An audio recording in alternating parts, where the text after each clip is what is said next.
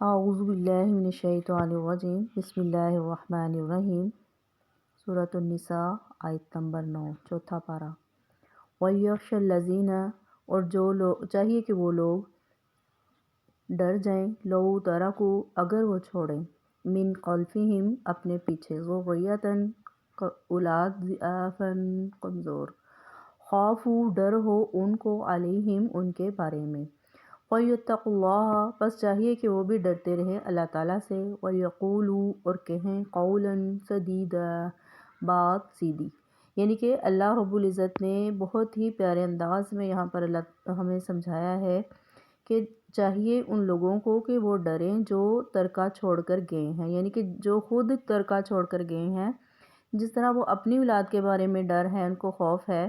کہ ہماری اولاد کا ہمارے بعد میں ان کے پورے حقوق ان کو لوگ دے دیں، تو اسی طرح ان کو خود کو بھی یہ چاہیے کہ وہ بھی دوسروں کے حقوق اسی طرح سے پورے کرے جس طرح وہ اپنی اولادوں کے بارے میں سوچ رہے ہیں کہ ہماری اولادیں جب ہم مر جائیں گے، ہمارے پیچھے کمزور بچے رہ جائیں گے تو کوئی ان کا حق نہ مار لے۔ تو اس طرح جب جو بندہ اس بات سے ڈرتا ہے نا کہ میری اولاد کے لیے کوئی برا نہ سوچے، تو اس کو چاہیے کہ وہ دوسروں کی اولاد کے لیے بھی اسی طرح سے سوچے کہ ان کو بھی کوئی دوسرا نقصان نہ پہنچائے، یعنی کہ خود نہ کسی کو نقصان پہنچائے۔ تو یہ بات اللہ رب العزت نے اس میں ہمیں سمجھائی ہے، تو جس کے بارے میں فرمایا گیا ہے، یعنی کہ صدقہ خیرات کرنا جو ہے بہت ہی بہترین عمل ہے جو اللہ تعالیٰ کو بہت پسند ہے۔ تو یہاں پر اللہ تعالیٰ نے اسی طرح جیسے ہم نے پچھلی آیت میں پڑھا تھا کہ جب مال تقسیم ہو رہا ہو اور تم یعنی کہ اپنی وراثت تقسیم کر رہے تھے اور اس وقت وراثت تقسیم کرتے ہوئے تمہارے پاس کوئی غریب بندہ آ کے بیٹھ گیا جو تمہارے رشتہ داروں میں سے ہو یا کوئی غیروں میں سے ہو، یعنی کہ کوئی فقیر یا کوئی رشتہ دار آ کر بیٹھ گیا، تو تم اس کو بھی اپنے ترکے میں سے کچھ دے دو تاکہ وہ تمہارا صدقہ نکل جائے، وہ بندہ بھی خوش ہو جائے اور اللہ بھی خوش ہو جائے، سبحان اللہ۔ اسی طرح اللہ رب العزت نے یہاں پر بھی اس بات کی وضاحت فرمائی ہے کہ یعنی بہت ہی ممنوع اس بات کو کہا ہے جس کا آگے پارے میں ہمیں اس کی تفسیر بیان کی جائے گی سورہ نون میں، کہ جس وقت کچھ لوگ جو بھائی تھے جن کا ایک باغ تھا ان کو ترکے میں ملا تھا، تو اب ان کا یہ ذہن تھا کہ ہم اس کو رات میں جا کر کاٹ لیں گے، اس کو کھیتی کو سنبھال کے آ جائیں گے، اس کے دانے جو یعنی کہ جو بھی کچھ بھی وہاں لگایا ہوا تھا وہ پھل وغیرہ وہ ہم رات کو ہی سمیٹ کے گھر واپس آ جائیں گے، تاکہ جب ہم اگر دن میں یہ عمل کیا تو بہت سے فقیر آ جائیں گے، بہت سارے مانگنے والے آ جائیں گے، جس کی وجہ سے ہمارے مال میں کمی آ جائے گی، ہمیں ان کو دینا پڑ جائے گا۔ تو اب انہوں نے یہ رات کو ارادہ بنایا کہ ہم رات کو ہی جا کر اپنی کھیتی کو کاٹ کے آ جاتے ہیں، تو صبح ہمیں دوسروں کو صدقہ نہیں دینا پڑے گا۔ تو اب اللہ تعالیٰ کو یہ بات ان کی پسند نہیں آئی اور اللہ تعالیٰ نے ان کے باغ کو صبح ان کے جانے سے پہلے ہی تباہ کر دیا، استغفر اللہ، اور جلا کر رکھ دیا۔ جب وہ وہاں پر آئے کھیتی کاٹنے تو دیکھا کہ کوئی یعنی کہ بہت زیادہ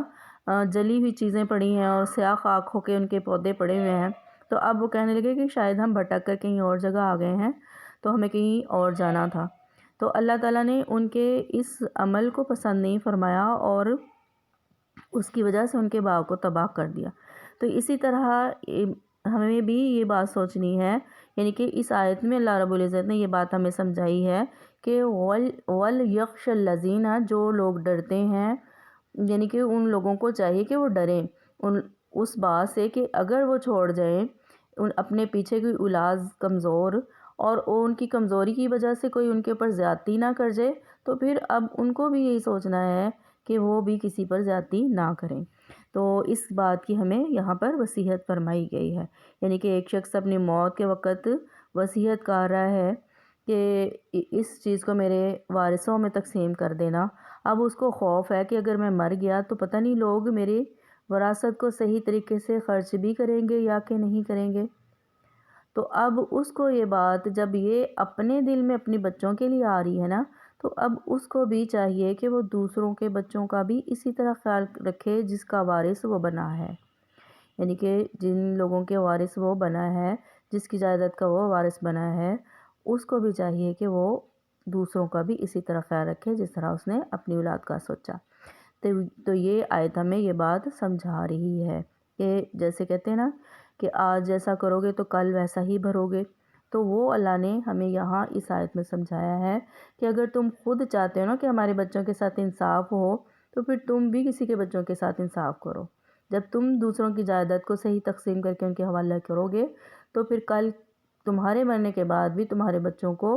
کوئی دوسرا حق تلفی نہیں کرے گا، قبضہ نہیں کرے گا، کیونکہ پہلے جیسے پچھلی آیت میں ہم نے پڑھا تھا کہ پہلے لوگوں میں یہی رواج تھا نا کہ جو بڑے ہوتے تھے ان کو جائیداد دے دی جاتی تھی، جو چھوٹے رہ جاتے تھے ان کو دیا ہی نہیں جاتا تھا کچھ۔ تو اسی طرح ایک واقعہ بیان کیا جاتا ہے یہاں پر، حدیث ہے حضرت سعد بن ابی وقاص کے پاس جب آپ بیمار تھے، یعنی کہ حضرت سعد بن وقاص فرماتے ہیں کہ جب میں بیمار تھا تو آپ نبی صلی اللہ علیہ وسلم میرے پاس میری خبر گیری کے لیے آئے، تو میں نے آپ سے یہ پوچھا تھا کہ یا نبی صلی اللہ علیہ وسلم میری پاس ایک ہی لڑکی ہے اور میرا مال کافی زیادہ ہے، تو کیا میں 2/3 حصہ اس صدقہ کر دوں؟ تو آپ نے فرمایا تھا کہ نہ۔ پھر اس نے کہا کہ پھر اس سے آدھا، تو آپ نے پھر بھی اس کو کہا کہ نہیں۔ پھر اس نے کہا کہ پھر تیسرا حصہ، تو پھر اس پر بھی آپ نے یعنی کہ خوش ہو کے اجازت نہیں دی تھی، بس ویسے کہہ دیا کہ ہاں ٹھیک ہے ایسا کر لو۔ یعنی آپ نے یہ کہا تھا کہ تم اپنی اولاد کو کسی کے سامنے ہاتھ پھیلانے کے قابل نہ چھوڑنا، بلکہ اپنی جو جائیداد ہے اپنے بچوں میں صحیح طریقے سے تقسیم کر دینا تاکہ وہ کسی دوسرے کے سامنے ہاتھ نہ پھیلائیں۔ یعنی یہ بات کو پسند فرمایا آپ صلی اللہ علیہ وسلم نے۔ تو اسی طرح اور بھی احادیث یہاں پر بیان کی گئی ہیں، تو اللہ تعالی ہمیں صحیح سمجھنے کی اور عمل کرنے کی توفیق عطا فرمائے۔ حضرت ابن عباس بھی اسی طرح بیان فرماتے ہیں کہ لوگ 1/3 سے بھی کم یعنی 1/4 کی بھی وصیت کریں تو اچھا ہے، یعنی کہ 1/4 حصہ جو ہے جائیداد کا وہ یعنی کہ غریبوں میں تقسیم کر دے یا غریب رشتہ داروں میں تقسیم کر دے، اور باقی جو وصیت کے مطابق ہے اور جو یعنی کہ حقدار ہیں ان کے حق کو ادا کر دے، بہنیں ہیں بھائی ہیں جو بھی ان کے وارث ہیں ان کو ان کا حصہ تقسیم کر دیا جائے۔ اللہ ہمیں صحیح سمجھنے کی توفیق عطا فرمائے۔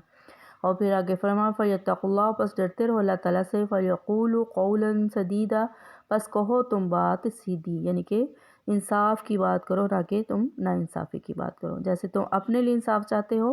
اسی طرح تم دوسروں کے لیے بھی انصاف کرو۔ اللہ ہمیں صحیح سمجھنے کی توفیق عطا فرمائے، آمین۔